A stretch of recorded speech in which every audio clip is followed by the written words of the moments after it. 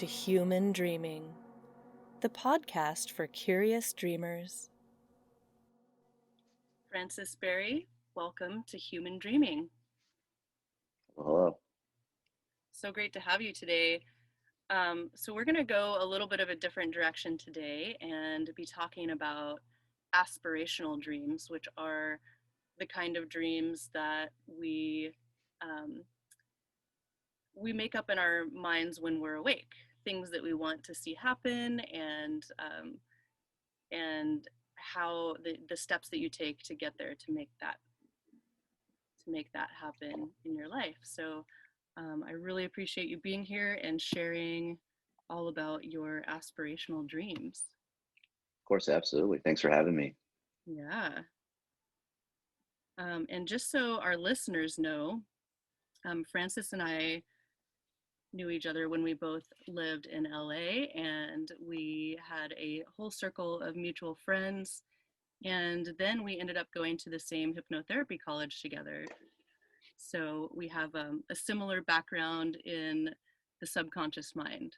So I'm very excited to get to talk about that with somebody who is on the same page. Yep, indeed. Be nice to catch up too. Yeah. So just a couple of questions to get going. Do you have any sort of like inner or subconscious motto, a looping thought, or something that goes through your mind most frequently throughout the day? Yeah. I think a subconscious thought that I have is envisioning myself as a juggler. I have so many different pieces to my life and my day, whether it's between my day job or my creative endeavors that I really try to focus more on. And really just this internal vision of just juggling balls, like apples, or maybe sometimes they're fruit, sometimes they're like bouncy balls, but and each object is one of the entities of my life that I'm trying to contribute energy to. And I think sometimes I do drop the balls, right? And Mhm. when I'm disorganized, and just visualizing myself picking them up, I think that's a constant internal thought that I do have a lot, in terms of just trying to keep my life going, right? My life, and I'm sure other people's lives, are a series of different pieces to a bigger puzzle, right? And we're all just trying to juggle and fit everything in. And instead of trying to feel overwhelmed by all the different things going on, I try to feel more in control, I guess, of those items, which is hence the juggler mentality. That's really interesting. So are you actually visually seeing that, or is it more words that go through your mind when you're having this experience? I would say it's words, or yeah, it's maybe a combination of both. Actually, I don't envision like a clown in a circus juggling, but I envision myself actually just putting on different masks, essentially, right, to get through these various things, just because a lot of the things that I have going on in my life require a different mindset, Mm-hmm. and just being able to switch to different masks and mindsets to accommodate whatever I'm going through, whether it's a project or a conference call for my day job, or Mm-hmm. whether it's I'm trying to scout a location for one of my experimental films that I'm working on. I have a different mindset that I can put on, and I envision myself with that mindset mask before I jump into that thing. Oh, that's really interesting. So, do you actually juggle? Like, are you able to juggle? Is that a skill that No, you have? Okay. I have terrible dexterity. Hand-eye coordination is not great either. Huh.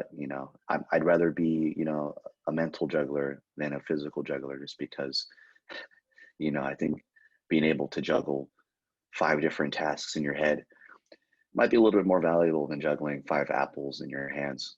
Sure. Yeah, well, that's really interesting. That does surprise me, though, that you would say that you don't have good hand-eye coordination or dexterity, having seen that you're fairly athletic. Yeah, I'd say I'm more of direct contact athletics are usually my go-to, right? Like, I growing up, I was terrible at basketball, baseball, but I was a wrestler and I could break dance. So maybe just being more Hmm. physically in contact with things has been my go-to Oh, that's in interesting. life. Yeah, there's always new skills of yours that I'm finding out about. That's pretty cool. Yeah, life is a never-ending journey of acquiring skills and knowledge. That's Yeah, just my opinion. I love it. So you mentioned experimental films and these projects that you are doing. You're living in New York now, and Yes. I would love to hear more about the experimental films and what else you're working on, and also in the context of where it's coming from in your subconscious mind and what your conscious and subconscious processes are with your art form or art form. Yeah, absolutely. Hmm. So, really, it starts off with an idea, right, which can come from anywhere. This current film that I'm working on, I picked up a pamphlet in Central Park, which was like some sort of religious pamphlet about essentially a man who worked at a restaurant who had problems with alcohol, and all his son wanted was a pair of tiny shoes. And he, instead of getting the tiny shoes for his son, he would frequently fall into the bad habit of going to the bar with friends and getting drunk and waking up in the park wasted and no money. Mm. And so I had an idea of this, um, turning this into an experimental film in a sense that I'm going to create different scenes and visuals of one single person just trying to get through the day, even though they have different, vices. And really, a lot of the shots and writing that I've come across for this has been envisioned in my head while listening to music, actually. I think music really stimulates my subconscious. I'm the type of listener that I don't really listen to lyrics that much because when I listen to music, I have my own storyline going on in my head Mm. in the form of pictures and words. And so I don't remember the song I was listening to exactly that came up with some of the initial scenes for this film I'm working on, but it was enough to help me get the visuals and the story in my head to write it down on paper at first before translating into a script. Um, and yeah, it's just I've been trying to expose myself to a lot of the content that I'd like to make, right? So specific filmmakers that I'm interested in. Um, Looking at a lot of photography books because I feel like a lot of that content seeps into my subconscious. And then Mm. randomly in the middle of the night, I'll get an idea for a shot that has taken some inspiration from the photo books and films I've watched in the past couple weeks. Mm-hmm. And yeah, there's a lot of definitely envisioning. I feel like when you're making any kind of film, whether it's experimental or the traditional sense, there's definitely some form of internal dreaming going on in everybody's head, right? Because you have to visualize what you want to shoot, and you know it's weird because everything I've dreamed in my head before making a film has always been different than what the output is. There's so many different factors externally that affect that original internal dream of that vision of the film, if that makes sense. Yeah, yeah, it absolutely does. And it sounds like you get inspiration from some forms of daydreaming, and then also you said that inspiration can come in the middle of the night as well. Um, Yeah, absolutely. yeah, so a lot of stuff coming up from the subconscious, which is really interesting. Um, so you were telling me about architecting a 4-year plan in 1 year, which I think is fascinating. And I feel like if anybody can do it, you can, um, being that you are such a good juggler of things and a taskmaster. Um, but without getting necessarily into the details, could you tell me a little bit about your strategy for implementing, that we'll just call it a dream, that aspirational dream, like of achieving this goal in a compressed amount of time? Like, are you, using self hypnosis, going to see a hypnotherapist? Do you have it written down? Are you vision boarding? Tell me a little bit about that process. At the core, I think the foundation of myself and everything I do at the core is built on hypnosis, hypnotherapy, right? I see a hypnotherapist monthly to get um, a strong foundational mindset around efficiency and um, and just staying on track. And it's just I can't even explain Mm-hmm. the techniques. I guess that's kind of the beauty of it. But that's my core foundation. Because ideally, trying to fit 4 years into one is a crazy thing if you think about it. Mm-hmm. From a traditional sense, if you told and someone off the street that you were trying to fit 4 years of planning in 1 year, so that the next 3 years would be a little bit more free for you, they probably think you're a little bit crazy, right? But Mm-hmm. I think part of any great idea is that sometimes it sounds crazy at first. So um, seeing a hypnotherapist to talk about some of these ideas, to externalize them, help me also process them. And what I really want is really the core, the foundation of me trying to do whatever I want to do. Um, and then a lot of self hypnosis as well too. I'm in the camp of doing some self hypnosis after lunch, Mm-hmm. listening to pre-recorded tapes specifically around efficiency, time management, Mm-hmm. being the master of your own life. I think is one of the biggest affirmations that I've really been living on for the last 2 to 3 years, Mm-hmm. just because it's really easy to feel like you're in no control of your life. Um, but once you have control and mastery over your life, even just parts of your life, yeah, I believe that anything's possible, right? So I was really trying to get an initial mastery of my own life through self hypnosis with the continuous affirmation of myself being the master of my own life, Mm-hmm. and being very efficient. And then after that, it's a lot of time management, right? It's a lot of juggling, fitting in multiple projects that pay in one time frame that would be probably best allocated for one project. Mm-hmm. Um, I do stickies to keep myself in track. A lot of the stuff that I do to reach this goal is really subconscious. I don't do a lot of planning. I don't do a lot of, my calendar is mostly just for meetings. I don't do any appointments or tasks or reminders, Mm-hmm. because the foundation is already there, right? The house is built. The air conditioning works, right? It's just I'm on autopilot at this point. I'm trusting my subconscious. Um, Exercise helps a lot too. I'm extremely busy during the day, but I always try to find time to do three things: eat lunch, exercise, and self hypnosis. And at the end of the day, even if I don't reach these astronomical goals, at least I have those three things. Healthy diet, physical exercise, and a healthy mind from self hypnosis. And that's really all that matters in the end of the day. Um, to me at least. And I hope that answered your question. Yes, it does. That was brilliantly answered. So it sounds to me like you have your foundational of nutrition and your foundation of nutrition, exercise, and self hypnosis. But also, you mentioned something super important, which was trusting your subconscious. So that doesn't necessarily automatically happen for people, right away. It's a process. So you've put in the work, it sounds like, to get to the point where you can just put things on autopilot by going to see your hypnotherapist, by doing daily practice of self hypnosis. Is that accurate? Yes, yeah, it is absolutely. It's definitely a lot of work, right? It's not an overnight thing. Certainly. I mean, I've been doing self hypnosis 5 years, and even before that, I was deep into meditation, a good meditation practice. Mm, Um, and I'm really fortunate. I feel really blessed to be able to have these habits over anything that I have in my life. Is having the habit to need, not even just want, need to meditate or practice self hypnosis. I need to go for runs. yeah. I need to break a sweat. It's not no longer a want. I don't do any of this for physical good looks or anything. It's just all for my mind, just to feel like I'm the master of my life. Yeah. That's great. All solid tips. I love it.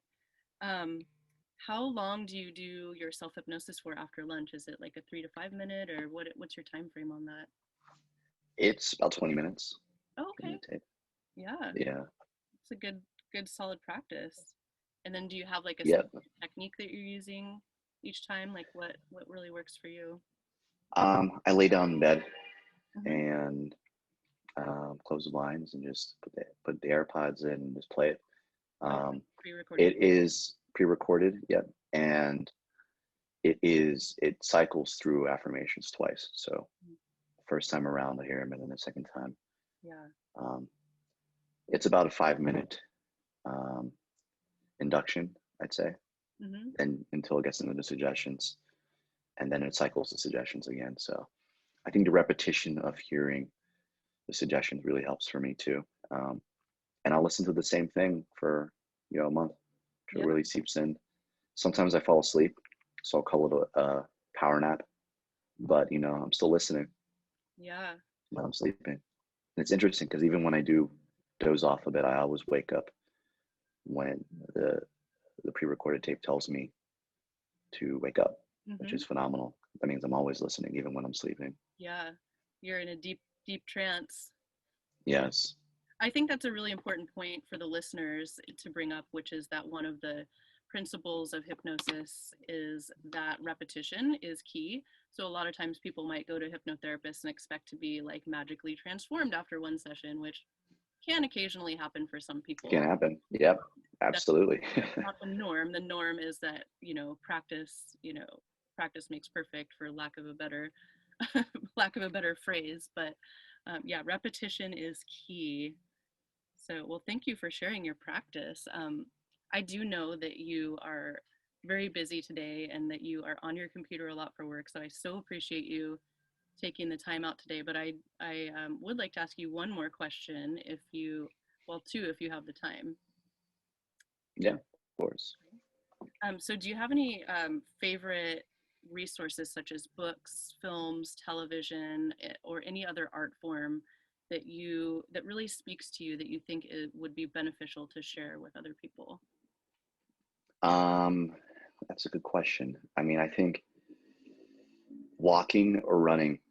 I would say running, but not everybody can run, just for various reasons. Mm, Maybe physical. Not everybody likes to run either. But walking, if you can walk or run, just getting out there. No music, no AirPods. Just listen to the streets. Listen to your mind. I feel like that's one of the best resources for me, just to either clear my head or come up with ideas. I would say that's number one for sure. And I okay. know it's not a TV show or a book, No, no. but sometimes it's good to escape content and just get into the world, right? Yeah, absolutely. I 100% agree. I mean, yourself as art, yourself as experiencing this brief moment that we have as humans on this planet flying through outer space. Absolutely. If you could create a PSA of any kind, whether that would be like a 30-second commercial or, a billboard or just email that got sent out to the whole world, what would a brief but poignant message be that you would like everybody to know? Yeah. Wow. I guess something that's really been resonating in my head is, I guess, after reading a lot of um, absurdist books and over the pandemic, existentialist books, is, I guess, the phrase of, a big billboard or maybe even an ad that pops up on everybody's phone, whatever social media app they're using, or maybe it's a mailer, but it says just simply, nothing matters and everything is fine. Um, that really resonates with me. I want everybody to read that and understand that, um, we build up all of these meanings and purposes in our head, but at the end of the day, nothing really matters and everything is fine. Uh, that's And if you can feel good about that, at the end of the day, you pass away millions of years now when what we know of civilization is no longer a thing. mm-hmm. You know, what happens today, what happened yesterday doesn't really matter. And knowing that you're fine is always going to be a thing that I'll think of, and I hope that everybody can think of at some point too. Absolutely. That in itself would be an amazing mantra or affirmation. I really like it. Does that come from, are you studying Stoicism at all? Yes, Yeah. I'm deep into Stoicism. Okay. It's transitioned to optimistic existentialism now. So Beautiful. there's a lot of Albert Camus and the other existentialists, writers of the times back then. But yeah, the pandemic makes you really um, rethink your philosophical values. That's for sure. Yes, absolutely. And I really like that you're timing your 4-year plan into 1 year during a pandemic. It makes a lot of sense, and becoming a student of your own mind during this time. I mean, there's no better time in human history, really. Real. Yeah, Yeah. absolutely. Well, I so appreciate you being here, and we will have any links to social media or any of your experimental films or anything that you would like to share with us, I can include in the show notes. So if anybody is curious about what Francis has been working on, that will all be in the show notes. So be sure to check that out. And thank you so much for Awesome. being here today. I appreciate it. Thank you. We are supported by Human Dreaming, The Dynamics of Dream Interpretation by Sunshine Press. The Human Dreaming book can be purchased on Amazon.com, the Barnes & Noble website, or through your local bookstore. For Dream Share or help with interpretation, please join us at the Human Dreaming Facebook group. You can also find us on Instagram at human_dreaming. Thank you for listening and subscribing, and please join us again next week.